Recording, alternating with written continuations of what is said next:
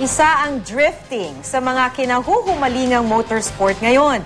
Ito po yung pagmamaniobra ng mabilis sa isang sasakyan para makagawa ng mga swabeng galaw sa loob ng racetrack. Ang sport na yan, partner, na Alam mo balak, hindi, balak i-promote ng isang grupo sa Batac City, Ilocos Norte. Kaya naman isang exhibition event ang kanilang isinagawa.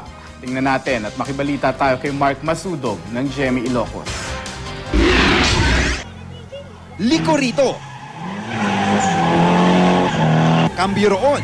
Sa drifting exhibition na ito sa Batac, Ilocos Norte, ipinamalas ng ilang car enthusiast ang kanilang galing sa naturang motorsport. Batid daw niyang delikado ang naturang sport pero dahil sa pag-iensayo, natutunan daw niya ang tamang galaw.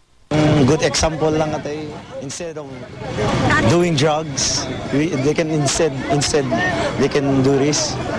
Ayon sa organizer ng event, isinagawa nila ito para ipakilala ang sport sa probinsya. Para lang tanong ipakita may pakuti Batac kinagitidad do mga kabangibang na lugar nga mabaling magayam kidati nga pag-ayaman. Paalala lang nila, dapat munang dumaan sa masusing training bago sumabak sa drifting. Aliw na aliw naman ang mga nanood. Ngayon lang daw kasi nagkaroon ng ganong exhibition sa kanilang lugar. Sa isang universidad naman sa lungsod, agaw pansin ang multicab na ito. Dati lang daw itong nakabalandra sa garahe dahil sira na. Pero nang ayusin ng mga estudyante at lagyan ng solar panel, napakinabangan at naging shuttle pa sa loob ng eskwela.